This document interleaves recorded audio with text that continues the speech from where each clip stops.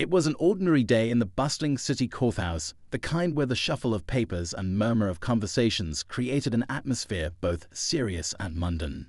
The kind of day where cases came and went, with lawyers presenting arguments and judges delivering rulings. But something unusual was about to happen, something that would leave the entire courtroom frozen in shock and ignite a wave of whispers that would echo far beyond those walls. A young boy, no older than 14, stood at the defendant's table.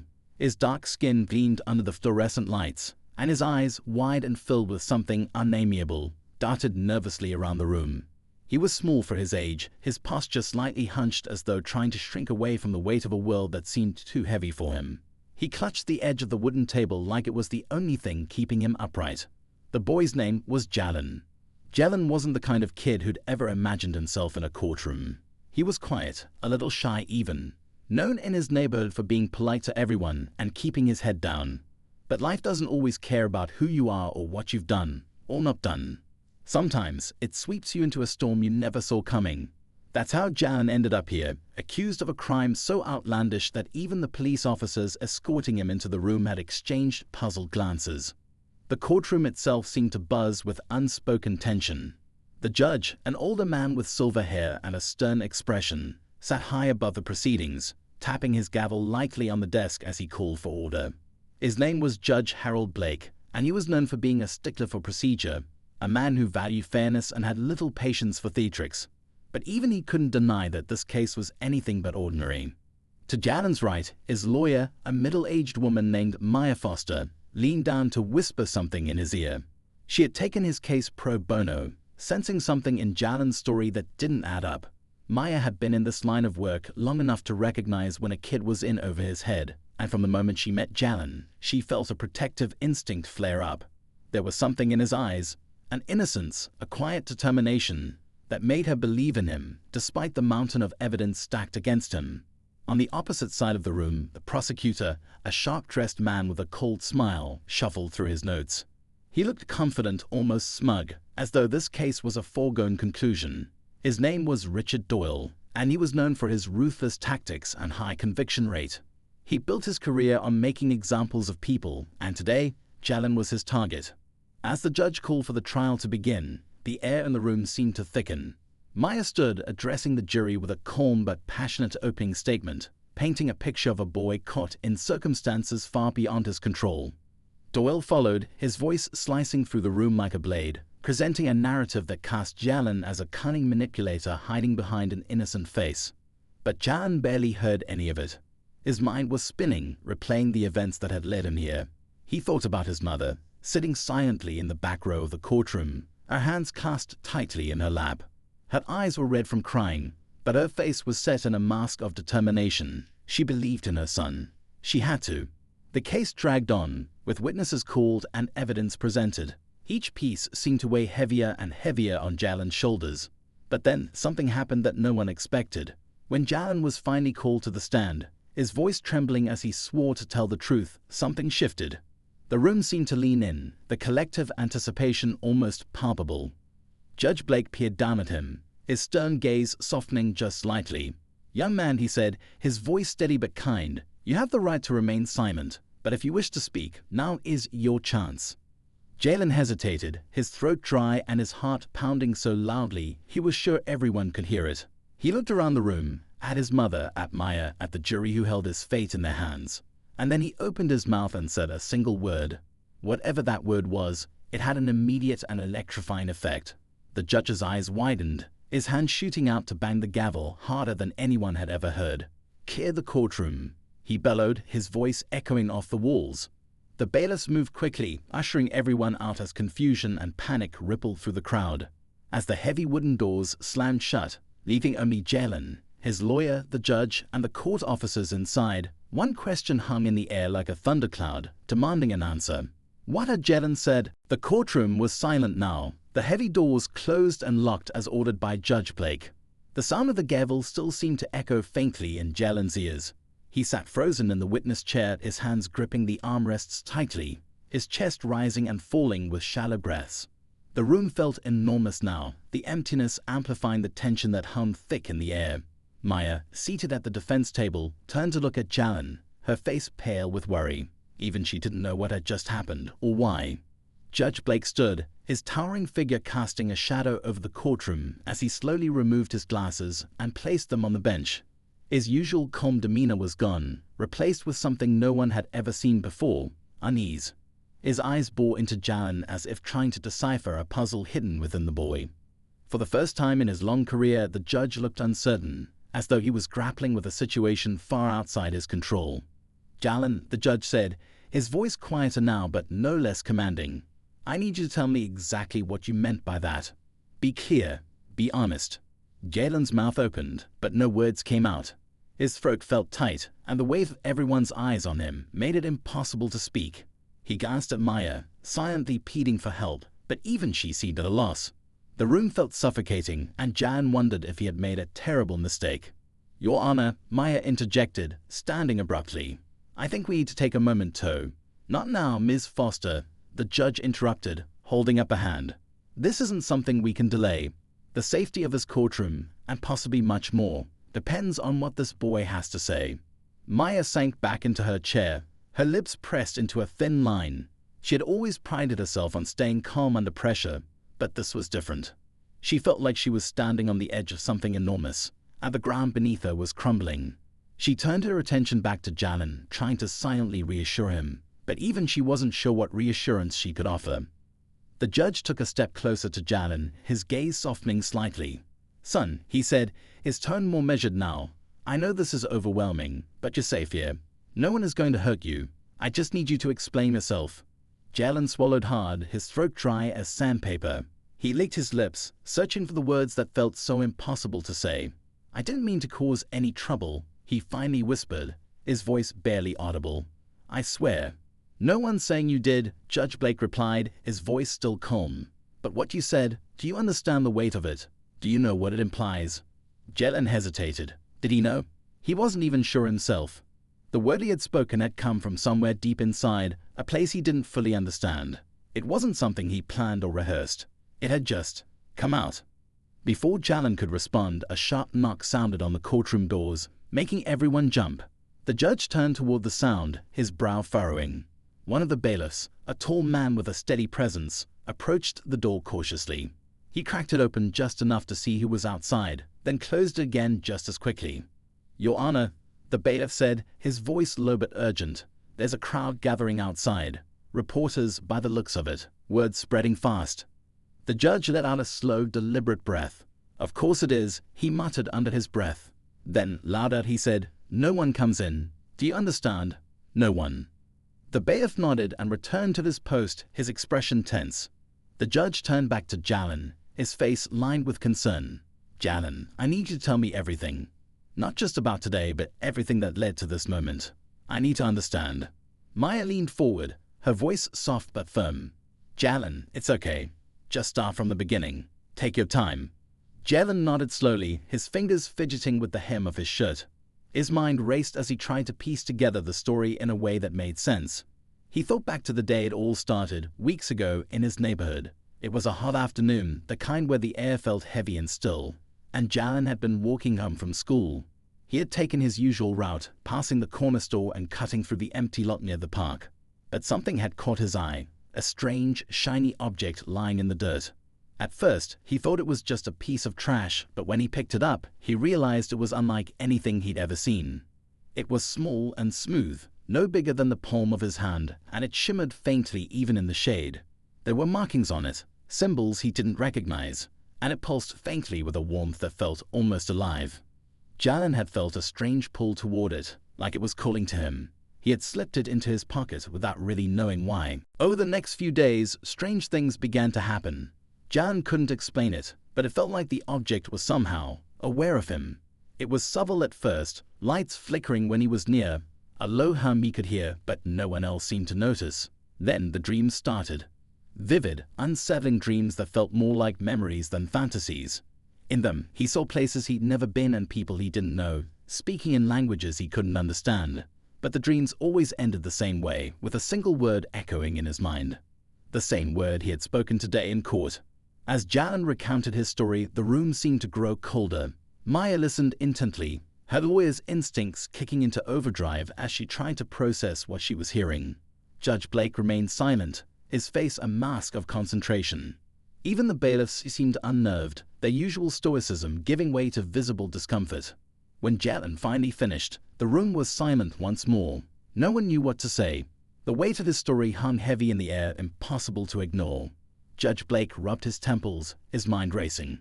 He had heard many unbelievable things in his career, but this was something else entirely. Finally, the judge spoke, his voice low and deliberate. Jalen, I don't know what this means yet, but I can tell you this. Whatever is happening here, it's bigger than this courtroom. Bigger than all of us. He paused, his gaze steady. And I believe you. Jalen looked up, his eyes wide with a mix of relief and fear. He wasn't sure what was more terrifying, that the judge believed him, or that everything he had just said might actually be true. The courtroom was eerily silent after Judge Blake's words. Jalen sat still, his heart pounding, as if the gravity of what was happening was just now settling over him. The judge believed him. It was a strange comfort, but also a terrifying acknowledgement that everything he'd experienced, the strange object, the dreams, and the word, was as significant as it felt. Yet the relief was fleeting. A part of him had hoped it was all in his head, some elaborate coincidence, but now he couldn't pretend anymore. Whatever this was, it was real, and it wasn't over. Maya leaned toward Jalen, her voice low. You're doing great, Jalen. I know this is hard, but you're not alone in this. We're going to figure this out together, okay? She spoke with conviction, but her eyes betrayed a flicker of doubt. She was trying to process the weight of his story while also calculating how to protect him in a legal system that wasn't built to handle something so unexplainable. Judge Blake took his seat again, his expression unreadable as he glanced at the bailiffs. I need everyone in this room to understand something. He began, his voice firm but calm. What has been shared here today does not leave this room. Under no circumstances are you to discuss this case with anyone until I say otherwise. Is that clear? The bailiffs exchanged uneasy glances before nodding in unison.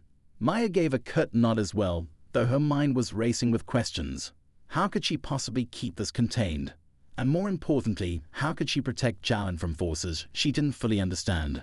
Jalen, on the other hand, was battling an entirely different storm. He felt a strange, almost magnetic pull toward the truth, but every step closer seemed to bring more danger.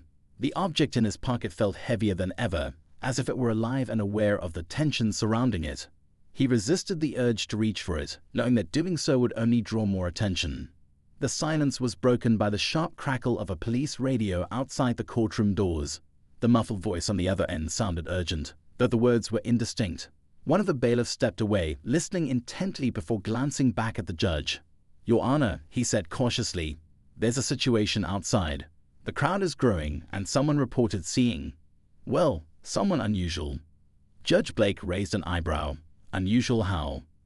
The bailiff hesitated, as if struggling to find the right words. They said the person doesn't look human. They're claiming it's some kind of creature. The air in the room grew colder, the weight of the words sinking into everyone present. Maya stiffened, her eyes darting to Jalen, whose face had gone pale. The judge took a deep breath, his hands gripping the edges of his bench as he processed the information. Seal the building, Judge Blake ordered, his voice steady but firm. No one gets in or out without my authorization. The bailiff nodded and left the room, his footsteps echoing in the hallway. The judge turned his attention back to Jalen, his expression softening slightly. Jalen, he said, is there anything else you haven't told us? Anything about the object or the dreams that might explain what's happening outside? Jalen hesitated, his mind racing. He thought back to the dreams, the vivid images of places he couldn't name and faces that felt both familiar and foreign. One figure in particular stood out, a tall, shadowy presence that seemed to watch him from a distance. It never spoke, but its gaze felt heavy, almost oppressive. Jalen had woken from those dreams, drenched in sweat, his heart racing. He hadn't told anyone about that figure, not even Maya. And now he wasn't sure if he should. I don't know, he stammered. It's all so confusing. The dreams, the object, it doesn't make sense.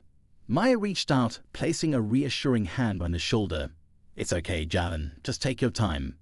Before he could say more, the courtroom doors rattled, the sound startling everyone. A muffled voice called out from the other side, demanding entry. The bailiffs moved to block the door, their hands instinctively resting on their weapons.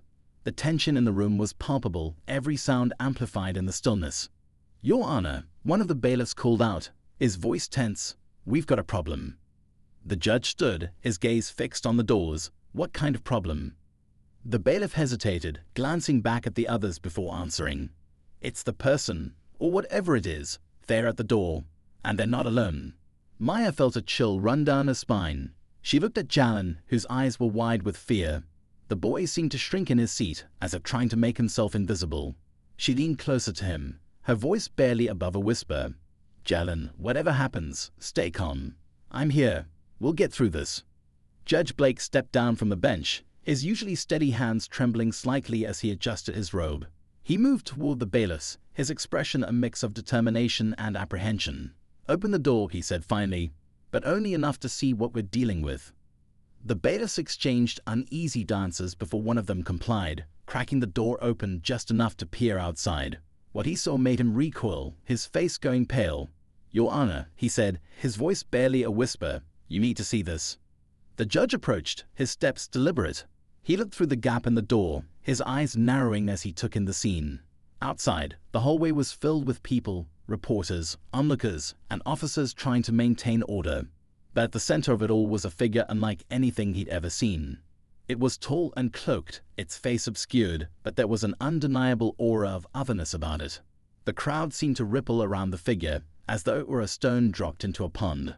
The judge closed the door quickly, his face grim as he turned back to the room. "We have a situation," he said, his voice steady despite the chaos outside, "and it's clear this case is far from ordinary." Maya stood, her instincts as both a lawyer and a protector kicking in. "Your Honor, whatever's happening, Jalen is just a kid. He's scared, and he needs our protection." Judge Blake nodded, his expression softening as he looked at the boy. "I understand," he said, "but protecting him might be more complicated than we realized."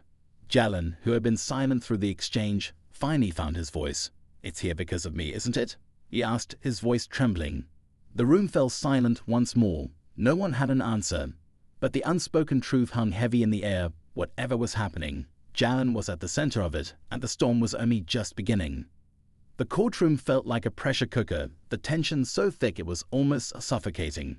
Jalen sat motionless, staring at the doors as though they might burst open at any second. Every sound in the room, the shuffling of papers, the faint hum of the overhead lights, seemed magnified, each noise pulling nerves taut. Maya leaned forward slightly, her hand still resting on Jalen's shoulder. She could feel him trembling, though he was trying his best to appear calm. Her mind raced, trying to formulate a plan, but the truth was, she was out of her depth. This wasn't a courtroom battle she could win with evidence and clever arguments. This was something far bigger, far stranger. Judge Blake stood at the bench, his face lined with worry. He was a man who had seen his fair share of chaos in the courtroom, but this was something else entirely. The creature or person, or whatever it was, outside the doors didn't justify explanation. It felt wrong, like it shouldn't exist in their world at all. He turned to the bailiffs, who stood tense and ready. "No matter what happens," he said quietly, "your priority is keeping everyone in this room safe. Understood?" The bailiffs nodded, their hands resting on their holstered weapons. But even they seemed unsure if their training had prepared them for this. What good was a gun against something that might not even be human? Jalen finally broke the silence, his voice small and hesitant. "I didn't mean for this to happen," he said, his eyes darting between Maya and the judge. "I didn't know it would. Follow me." Maya crouched down slightly to meet his gaze. "Jalen, whatever this is, it's not your fault. We're going to figure it out, but I need you to stay strong, okay? You're not alone in this." Jalen nodded, but the fear in his eyes didn't fade. He could feel the object in his pocket, warm against his leg as if it had a heartbeat of its own. He wanted to pull it out to throw it away, but something told him it wouldn't make a difference. Whatever was happening, it was too late to stop it now. The doors rattled again, harder this time, and everyone in the room froze. The bailiffs moved closer, their postures tense. The judge raised a hand, signaling them to hold their ground. He stepped forward, his voice steady but firm. "Whoever is out there, this is a court of law. You're trespassing and interfering with an active case. Leave now, or you'll face serious consequences." For a moment, there was silence. Then a voice spoke from the other side of the door, low, gravelly, and unearthly. "We are not here for you, Judge. We are here for the boy." Jalen's breath caught in his throat. He clutched the armrests of his chair, his knuckles white. Maya stood protectively in front of him, her jaw set. The judge turned to the bailiffs, his face pale. Whatever happens, they don't get in. The voice outside the door spoke again, calm but insistent. He holds what belongs to us. Return it, and no harm will come to anyone. Jalen shook his head, his voice barely audible. I can't. I don't know how. The judge looked at him sharply. Jalen, do you have whatever they're talking about? If you do, we need to figure this out. Now. Jalen hesitated, then slowly reached into his pocket. He pulled out the object, holding it in his trembling hands. It glowed faintly, its strange symbols pulsing with a rhythm that felt alive. The sight of it made the room seem colder, as if all the warmth had been sucked away. Maya stared at the object, her legal mind grappling with what she was seeing. What is that? She asked, her voice barely above a whisper. I don't know, Jalen admitted. I found it. I didn't think it would do all this. The voice outside the door grew sharper, more impatient. Give it to us. Now. The judge squared his shoulders, his expression hardening. We don't take orders from voices behind closed doors. If you want to speak, you do it properly, through legal channels. Until then, you're not coming in. The reply was swift and chilling. You do not understand what you are protecting. That boy holds the key to something far beyond your comprehension. Do not interfere. The lights flickered, the overhead hum growing louder. A low vibration rippled through the floor, making the walls creak. Maya grabbed Jalen's arm, pulling him closer. Judge, we need to do something. This isn't normal. No, the judge agreed, his voice grim. It's not. But I wouldn't hand over a child to whatever this is. Not without a fight. The object in Jalen's hands pulsed again, brighter this time, and he felt a strange sensation wash over him. It was as if he could hear something. Faint whispers, like voices carried on the wind. They were speaking words he couldn't understand, but they filled his mind with a sense of urgency. He looked at Maya, his eyes wide. They're not going to stop. They'll come in if we don't give it to them. Maya shook her head. We're not giving them anything. We don't know who they are or what they'll do. For all we know, they're lying. The judge nodded in agreement, but the tension in the room was unbearable. The rattling at the doors grew louder, more forceful, as if the thing outside was testing its strength. The bailiffs braced themselves, their fingers twitching near their holsters. Jalen looked down at the object in his hands, the glow now almost too bright to look at. He didn't understand what it was or why it was so important, but he could feel its power, its pull. A part of him wanted to trust the voice outside, to believe that giving it up would end all this. But another part, deeper and more instinctive, told him that giving it up would be a mistake. The air in the courtroom grew heavy, the atmosphere charged with an energy that made everyone's skin prickle. The rattling at the doors stopped abruptly, replaced by an eerie silence. Then, with a deafening crash, the lights went out, plunging the room into darkness.